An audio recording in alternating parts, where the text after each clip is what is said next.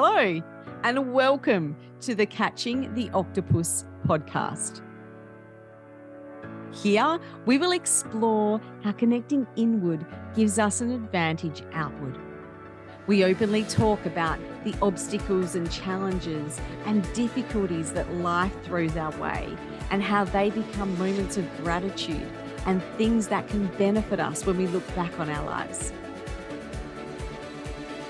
I'm your host, Niomi Hurley, and it is my mission to bring you top quality guests that will share with you openly their obstacles and also the techniques they use to go inward that strengthens the way that they serve themselves and others at the highest level.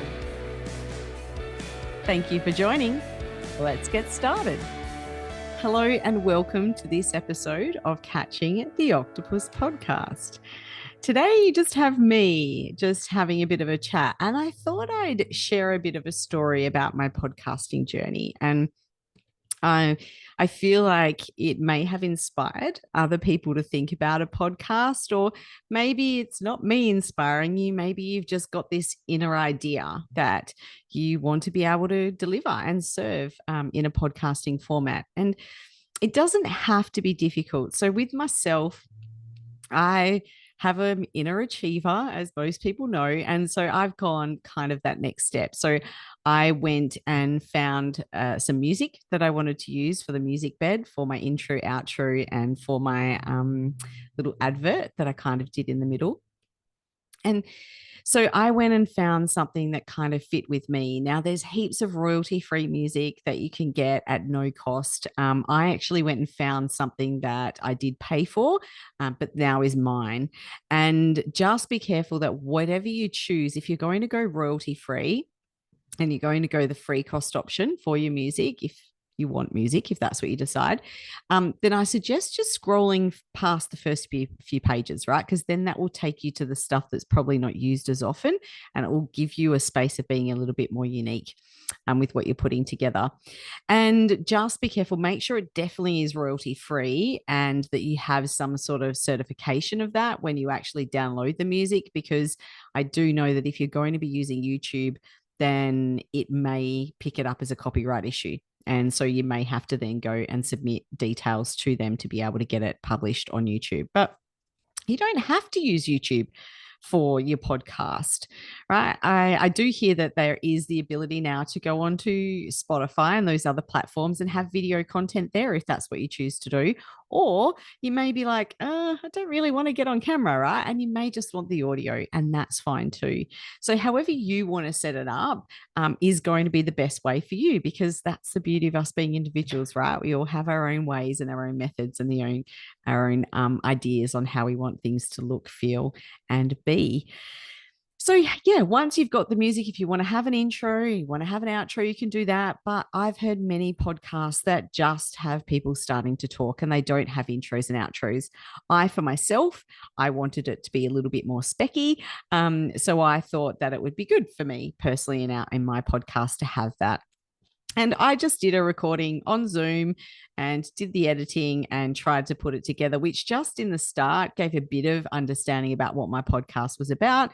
And then at the end, just thank listeners for jumping in. So if you're listening to this podcast, you would have heard my intro and you'll hear my outro. So you'll know exactly what I mean when I was doing that.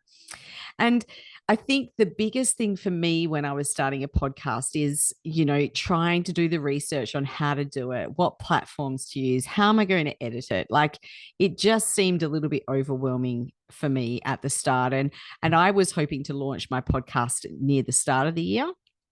But there was so much research that I was doing and there was so much information that I really found it hard to make a decision on how I was going to do it, who was going to use for the podcasting hosting and all of those sorts of things. So I didn't launch until around June, July. And that's okay too, right? So you can set yourself a bit of a guideline or a goal on when you want to launch. But if you can't make it to launch at that point, then don't beat yourself up about it. Right. One of the other things I did early in the piece was I actually got a bank of interviews up so that I had interviews that wouldn't have a gap. Now, I banked my interviews up about a month, nearly 2 months in advance, but the guests that I was approaching, some of them were really busy and I wasn't able to slot them in as I wanted. And you would have found over the last couple of weeks that there has been a little bit of an adjustment. And there's been some weeks there's just an episode from me and not from a guest. And that's okay too. So, however you set it up, I suppose what I'm saying is you don't have to be completely rigid in the setup of your podcast, because then it becomes a chore, right? And then it becomes something that's really heavy. So, if you're doing it, I'm assuming you're doing it because it's something you love to do. And you got to keep it that way, right? Because there's energy that comes out from you in the podcast. And if you're not keeping it in a space where you still feel it's fun and you're still enjoying it, then your listeners are going to pick that up, right? And this whole, I suppose for me, this whole purpose of doing a podcast is to give value to people. And if I'm not enjoying it and people are feeling it, even if I've got the world's best message, they're still not going to be enjoying it and getting value out of it. So my key thing is just really thinking about, how do you want it to look? What time commitment do you have for it? And what is the goal that you're trying to achieve from it? Now, at some point, I may monetize this. I'm not saying that I never will, but at the moment, I don't. So I don't monetize the podcast because I'm just doing it to give value.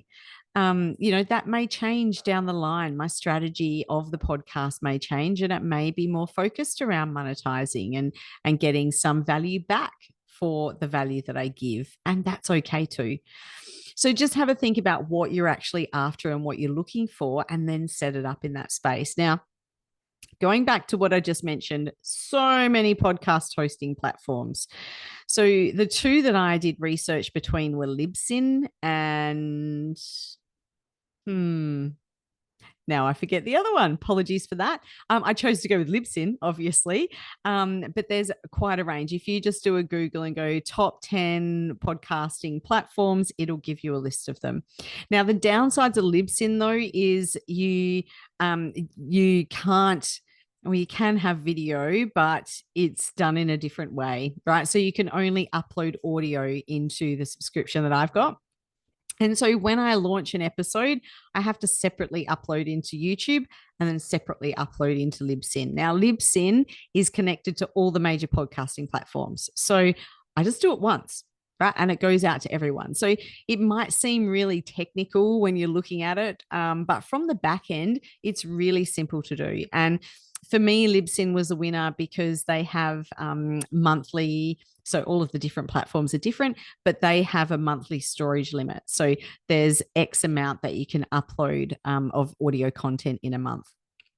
And so I just, the episodes that I was projecting that I would upload in a month fell within that limit. And so it just seemed like the right fit for me. Now, that's after a few months of researching different platforms.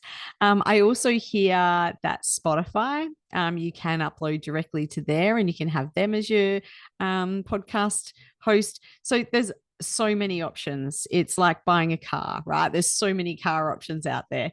So you just got to find the one that kind of fits for you and that's going to kind of work for you. Now, how do I source my guests? Well, I like to kind of personally connect with my guests. That's my thing. I do know that some people, you can actually go to podcast production agencies or people and they will find guests for you if that's where you want to go. Some people don't even have guests, right? They just jump on like I am now and just talk about a topic. And that might be exactly what you want to do. And then maybe you just get guests in from time to time. So for me, I like to connect with my guests, as I said. So I've usually picked them up from different networks. And so if I see, say, for example, Chris Cowan, who I really have a lot of gratitude for in not only the podcast, but also ongoingly being able to connect with him and being a support for each other in that network sense. I actually saw him on a Leadership 30, which is through the Southwest Leaders program in Bunbury.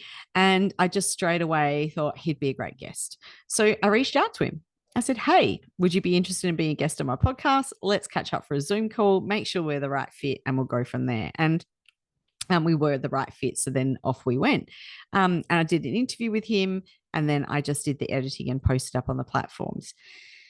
Now, even if you're vetting your guests, there still are going to be possibilities from time to time that you have a guest that you've chosen that something comes up for, right? That you didn't expect. And I'm just trying to say this in the right way, but I had one of my episodes, I had a guest on there, and I'd been part of a business referral group for about 12 months. And this guest was part of that group as well. So I thought that I knew them pretty well. And we, had similar ways of thinking in some senses. So I thought, great guest, right? I was a business owner, and it'll be great for a leadership podcast. Now, unfortunately, there's been some events that have happened recently in the Southwest, which has implicated this person into some criminal actions. And luckily for me, I've got a really great network out there, and someone sent me a newspaper article that alerted me to that. So, once I was alerted, it was like, what do I do? That these allegations have not been proven, but they're pretty substantial allegations. And I've got listeners from everywhere, and I need to make sure that, I'm still able to serve people, and I don't want to trigger people. I don't want people to think that I'm supportive of those kind of behaviors. So it was a real tricky situation for me to be in. And after some lengthy consideration, I decided to pull those episodes down. Now, that may not be what everyone will do. Some people might just re-record a disclaimer. Some people might just, re-record or edit some of them. That's going to be completely up to you. But for me, I felt like the best decision at the time for my listeners and for me and my podcast was to remove those episodes. So that's what I did. Now, I don't like removing episodes, so it was a bit like, but I also am conscious of the situation, right, and how to manage that. Now, I've also had someone come back to me and make comments about the content that was included in a podcast because they kind of felt like it was a bit too personal and they didn't feel like it should be included. So what I actually do is when my podcast guests sign up, there's actually a disclaimer that they do sign that says that, whatever they say will be on the podcast. So one of the things I do is I do limited editing unless there's something major like, a delivery received by the person or some major noise or something like that. I actually don't edit the podcast. So if there's a slip up, if there's, anything, it comes through. And I feel like I'm an authentic person, and that's kind of authenticity for me in the podcast. So once I got that feedback, I did let that person know and say, well, look, thank you for raising this, but the guest I had knew full well that everything was going to be on, and they signed the disclaimer or approved the disclaimer. But it didn't stop me still going back and re-listening. Right. So at the time, nothing stood out to me because when I do the editing, I listen over the podcast at the same time and just be sure that I'm happy with the content. Now, upon re-listening, I actually picked up what they were referring to. And I was like, oh, yeah, I can see what they mean. And although it wasn't overly sensitive, it may have been sensitive for that particular person. And that's valid. Right. So some people may have decided, too bad, that's just going to stay on the podcast. It was part of the interview. There was a sign, but I had a bit more of a think about it, and I didn't feel comfortable with making someone feel uncomfortable. So what I did in that instance is I actually did edit the episode. So I went through and I edited that part out of the episode that was a little bit sensitive, and then I just republished it. Right. And most of the listeners probably wouldn't even be aware of that. So I don't do censoring as such in my podcast, but what I do is just try and make sure that whoever is going to be listening to this is going to be getting value out of it and not becoming triggered by it. And I have a real love of people, and I don't want to think that people are listening to my podcast and it's being upsetting to them or it's triggering up some kind of trauma response in them. So that's what I did in that instance. If you're enjoying this podcast, and you want Niomi or any of her guests featured on your podcast or as a keynote speaker at your next event, you'll find their contact details included in the show notes. If you'd like to learn more about how you can work with Niomi individually or as part of your strategy to improve leadership in your business, then review the courses, offers and services at getupandgrowconsulting.com.au. I also, in my podcast, if you've listened to them, and you'll hear it in this one anyway, is I have a little snippet in the middle, which is just a little promo piece that showcases, gives information about Get Up and Grow Consulting, because let's be honest, it's with the support of Get Up and Grow Consulting that I can actually find the time and resources to do the podcast. So I give them a little bit of a plug. Now, originally, I was just going to voice that, but I had this bright idea, light bulb moment of engaging a professional to do that. So very lucky to be connected with Michelle Griffiths.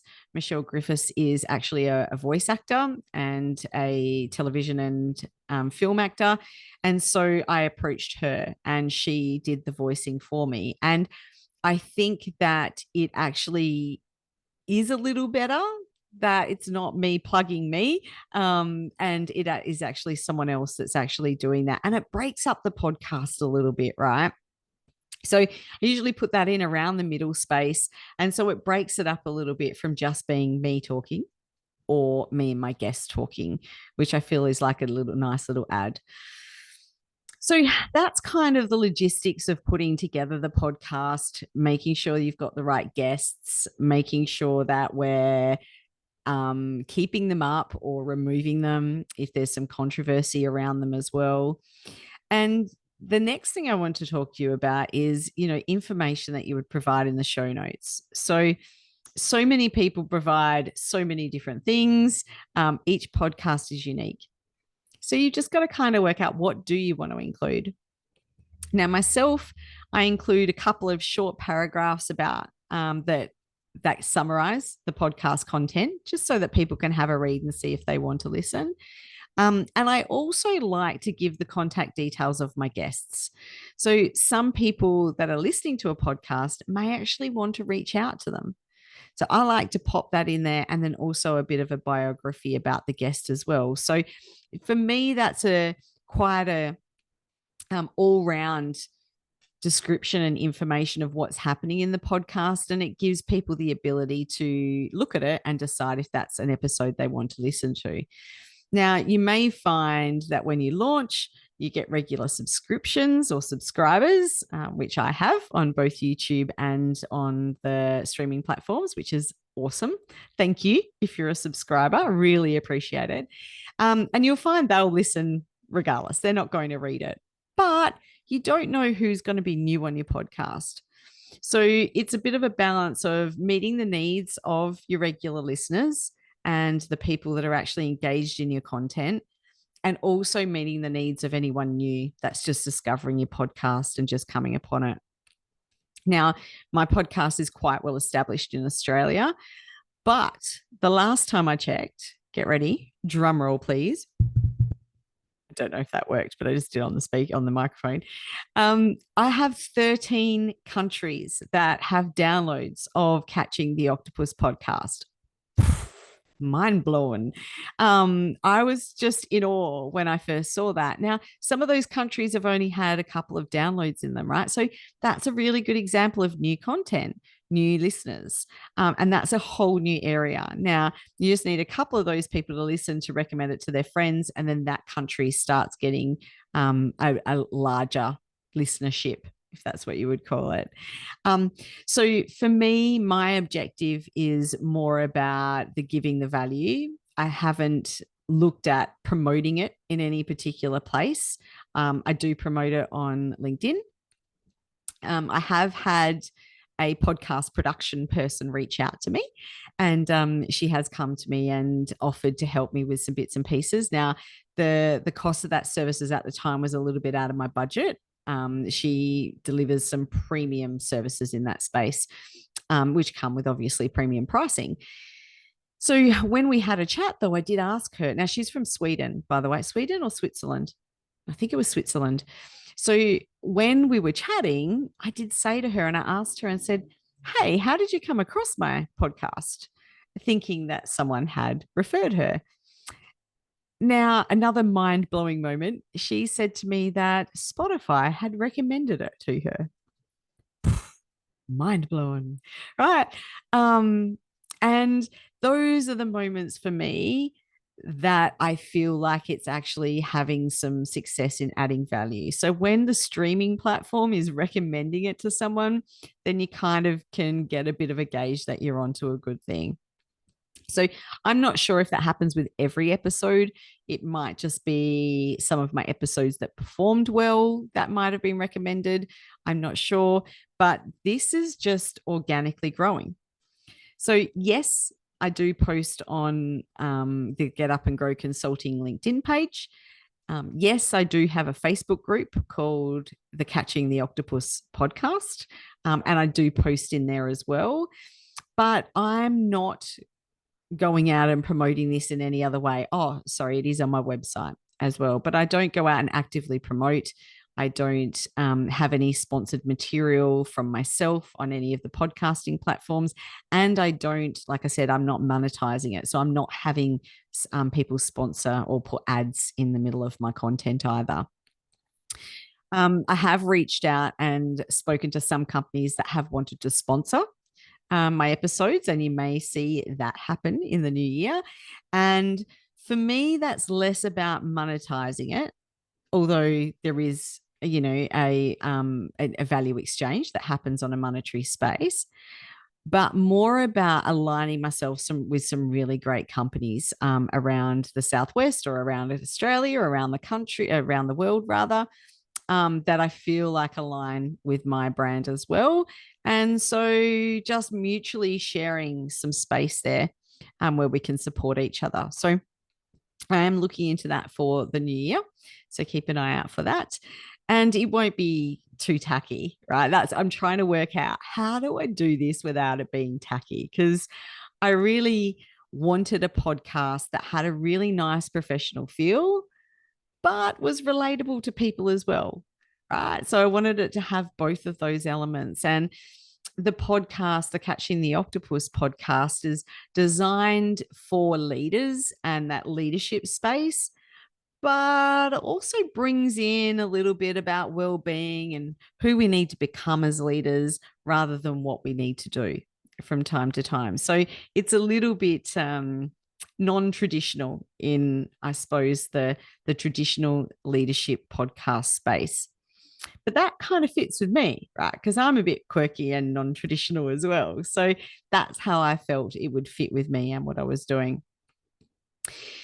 So yeah, so if you want to promote your podcast, you can do so. There's lots of different ways. I've chosen not to, but that doesn't mean that that's not for you. And I just feel like for me, that organic growth is really attracting the people that want to listen and that will get value out of the messaging that I'm sharing. So I suppose some of the things that I've learnt while doing my podcast is, one, it does take a bit of commitment, right? So I do need to make sure that I am committed to it. And that's why at the start I spoke about wanting to do it and having fun with it and having the right purpose for it, because sometimes it can encroach in the rest of our busyness.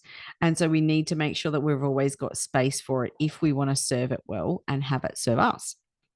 So that would be my first sort of thing, is making sure you've got the time and space and being disciplined with setting it up and delivering. Have I delivered every week? No, I haven't, because there have been some things that I've been going through, probably a couple of months ago, that did impact me a fair bit and prevented me from being able to launch episodes. Did it eat me? Oh, a little bit. No, I was a little bit kind to myself during that space of what I was going through. But for me, it was a bit disappointing that I wasn't able to deliver. And I just hope that I'm giving enough value to my listeners so that they're not actually feeling the pinch for when I'm not actually launching every week. I'm a bit more inconsistent now, and I should be back on track now. And it's just finding ways to be able to do that for people. What's another lesson that I've learned in podcasting? Oh, yeah. There's so many amazing people out there. Like, some of the guests that I've had on this podcast have just blown my mind. And, someone that we see in the networking space, whether it be interactions in a social situation, or whether there's a client customer relationship, or whether you see them on a leadership 30, we don't always know the full story of the person. And that has been a really amazing thing for me to learn on this podcasting journey. So, for example, I had Jaden Williamson, who is the owner of JD's Music, as a guest early on in my podcast. And I had been a student at JD's Music myself. My daughter had been a student there. I'd seen him build the business up from quite small to being very successful. And so I naturally approached him and said, "Hey, want to be on a podcast?" He said yes, thankfully. And when we got chatting, there was so much I didn't know about him. And so one of the main things I learn from doing my podcast is I learn about other people. So as they're sharing their content and their value with the podcast listeners and subscribers, I'm actually getting that same value. And for me, that's what keeps me passionate about doing this, because I love the interactions. I've also learned that every successful person and all of the guests that have had success on my podcast have not done it alone. Right? They've had really great support networks, or they've had really great teams, but it's all about community, right? And getting somewhere and having success in anything we do is about the community and the company we keep. And that's been a huge, big lesson while I've been doing the podcast. What's another lesson that I've learned? What else have I got out of the podcast? I think I've learned a little bit about technology as well and how this works. I've learned more about myself, in that how I present to people and how I can share authentically, but also in a space where I'm not oversharing. Because that's kind of a thing with me. I tend to overshare sometimes when I'm in one-on-one situations. So it's about sharing enough that engages people without making it awkward, right? And oversharing, and also being conscious of the people I'm talking about in the podcast. So, for example, for me, if it comes to talking about my children, it's about how much information I disclose about them, because I've still got to be conscious of their privacy too, right? Like, this is my podcast, not theirs. And it's not fair on me if I start disclosing, all of their personal details as we go through. So I think that kind of summarizes my journey as a podcaster. At the moment, we're sitting at, over 1,000 downloads on both Spotify and 1,000 downloads on YouTube. So for me, I'm really chuffed and really excited and grateful for all of the people that have downloaded. I actually didn't think that I would get this many listeners. And although we're not in the millions yet, it still, to me, really shows me that it's worth doing, right? If I'm helping one person, then it's worth doing, in my opinion. So coming into the new year, I'm looking at maybe adjusting it a little bit. And although the guests have been amazing, everyone's so busy at the moment, and it is hard to secure and lock people in. So I might be adjusting a little bit there. I will probably be having a couple of weeks off over Christmas, and then starting a season 2 somewhere in the middle of January. I still have one next week that will come on, so definitely jump onto that. And if you're interested, I am looking at maybe doing a end of year kind of recalibration kind of a workshop that would be local in the Southwest in Bunbury, Western Australia. So if you're local and you're interested in being a part of that, just reach out to me, either via my website rather, or send me an email. But if you've got any other questions about podcasting, about leadership, about any of that sort of thing, I'd love to hear from you.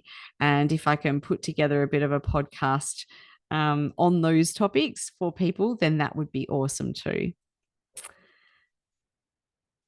So I think that's rounding us up for today, but thank you very much for listening. And if you're a subscriber, again, so super grateful. If you're not, do jump on. And if you don't want to subscribe, that's fine. But if you could leave a rating, that would be amazing, because that's how it actually gets in the algorithm. And one, yes, it makes the podcast more popular, which is great for my ego. But really what it does do is it allows it then to pop up for other people that have a similar interest in that space. And so it allows us to serve more people, right? And give value in more spaces, which is just really cool. But thanks for listening, and I hope you have an amazing week, and I look forward to serving you again in our next episode. Thanks for joining in and listening to this episode of Catching the Octopus Podcast. It's been great having you here, and if you'd like to go and like and subscribe and maybe even leave a 5-star rating if you think it's worth it, I'd really appreciate it. I look forward to seeing you in our next episode.